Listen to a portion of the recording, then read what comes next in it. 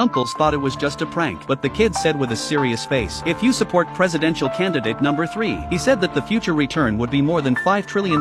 This statement made the uncles' smiles freeze because their father had just asked them for their opinion, but they were hesitant to support no 1 or no 2. They were all thrown out of the room by their father. The eldest uncle was the first to sneer at the fact that candidate number 3 was always at the bottom of the list and couldn't possibly win, but the child replied with an idiom. This phrase made the grandfather in the room's hair stand on end, because it was also his prediction based on experience. But none of his children could see it that way, and now his least favorite grandson has not only told him the truth, he even predicted that the first 2 candidates would soon reveal their shortcomings to each other. But to everyone's surprise, the child had just left. The butler suddenly came in a hurry. When I turned on the TV, it was the report of the first 2 candidates tearing each other apart. It left everyone dumbfounded. In the back room, Grandpa was staring at the TV without saying a word. Meanwhile, Jack was about to leave when he was stopped by the butler, and all of this was what he expected, because he already knew everything about the future with his memories of his past life. The scene changes and the grandparents sit face to face for the first time. Grandpa was the first to ask him why he was so sure of the result. Jack tried to pass it off by saying he had experience as a class officer, but how could he fool the chairman with such a poor excuse?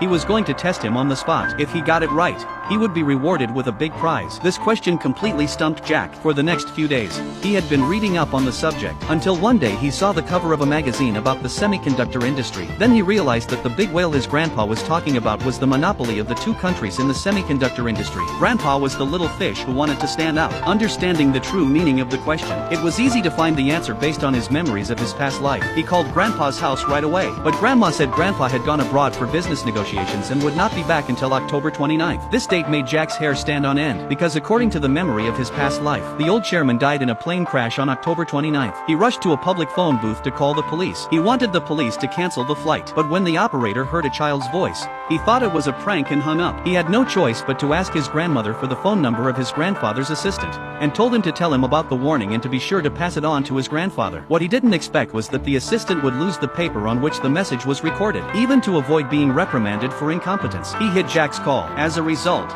the next day the family saw the news of the plane crash. After confirming with the crew that there was a grandfather on the boarding list, the family was in a state of grief. Jack also felt powerless because he couldn't change history, but at that moment, a familiar figure suddenly pushed his way into the house. The sudden appearance of the chairman turned the grief-stricken scene into a sea of joy. Everyone gathered around to ask what was going on, but Grandpa didn't have time to explain. He just gave Jack a meaningful look and quickly walked upstairs. When all the children had arrived, he made a big announcement. This statement instantly shocked everyone, because the semiconductor business has been losing money in recent years. Just a few days ago, we were discussing to sell it at a low price. Instead, his father expanded the business. That's right.